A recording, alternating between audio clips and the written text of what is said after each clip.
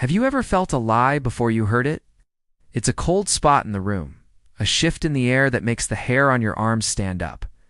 For me, it was the scent of lavender and eucalyptus clinging to my wife's skin, even hours after she came home.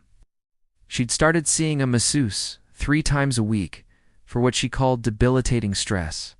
She'd walk into our Chicago apartment on North Clark Street, her face flushed, eyes distant, and offer me a kiss that felt like a press of cold glass.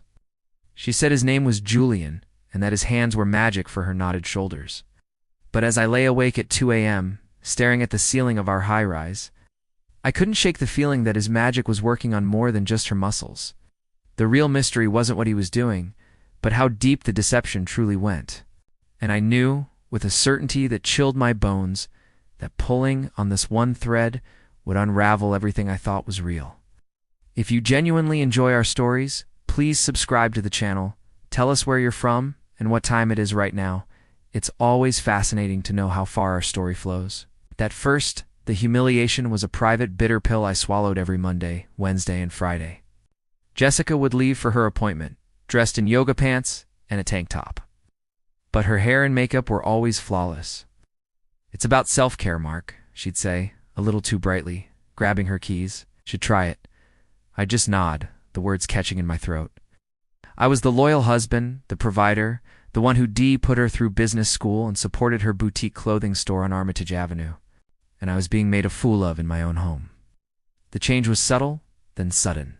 She started guarding her phone like it was a state secret, the screen angled away from me whenever she typed. Receipts from places we never went, a little Italian bistro on a Tuesday afternoon.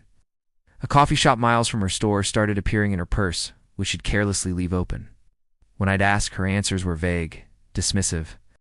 "Oh, just a quick bite with a supplier." Her voice became a tool of manipulation, each word sharpened to make me feel paranoid, controlling. "Why are you so insecure lately, Mark? It's unattractive." The villains, Jessica and her masseuse, were untouchable in their little bubble of deceit.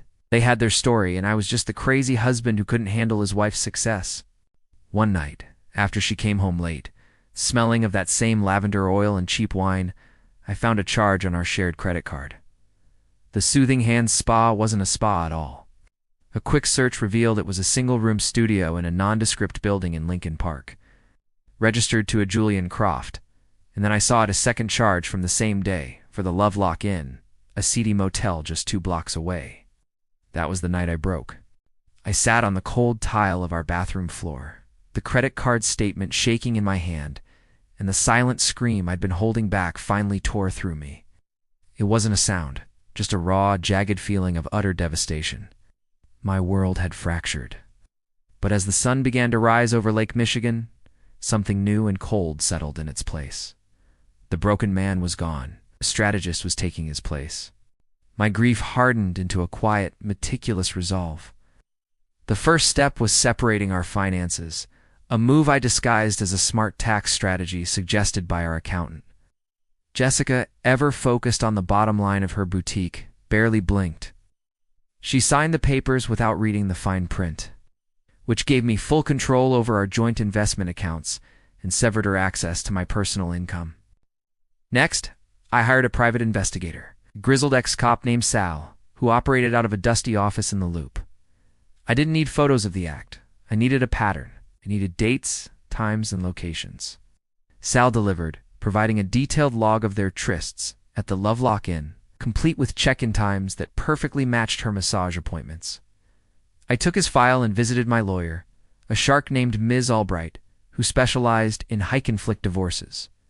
We drafted the petition, citing irrefutable evidence of adultery, and attached a motion to freeze all assets from her business, arguing that it was funded with marital money that was now being used to facilitate her affair. The trap was set. The final piece was social. Jessica's boutique was having its 5-year anniversary party, a lavish affair she'd been planning for months. It was to be her crowning achievement, a celebration of the success I had bankrolled. She invited everyone, her wealthy clients, local press, her proud parents who flew in from Miami, and all our mutual friends.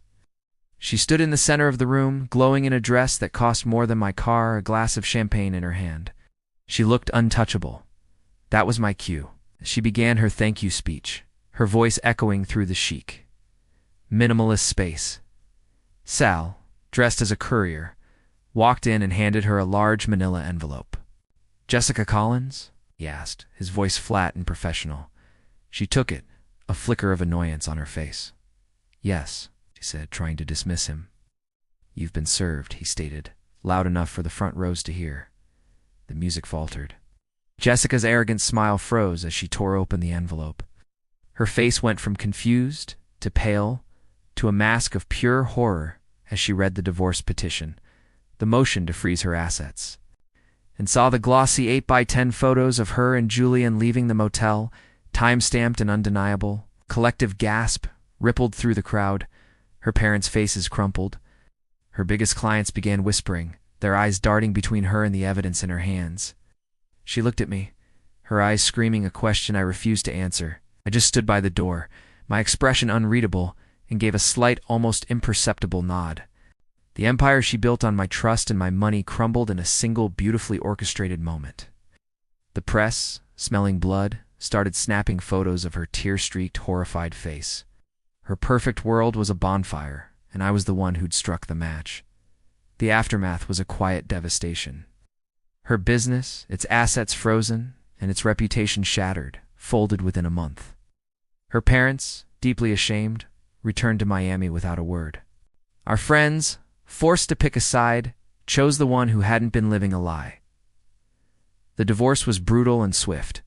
The pre-signed financial separation held up in court, and the adultery clause meant she walked away with nothing but her clothes and a mountain of debt. I heard she moved into a small, dingy apartment on the west side, a world away from our high-rise overlooking the city lights. I saw her once, months later, on the street. She looked thin, worn, the designer glow extinguished, replaced by the dull fatigue of someone who had lost everything. Our eyes met for a second across the bustling Chicago street, and I saw not hatred but the hollowed-out emptiness of a ghost. I felt nothing. No satisfaction, no pity, no anger. Just a profound, chilling silence where a decade of love used to be. I turned and walked away, leaving her alone in the crowd. The revenge wasn't loud. It was the deafening quiet of a life completely and utterly erased. The end.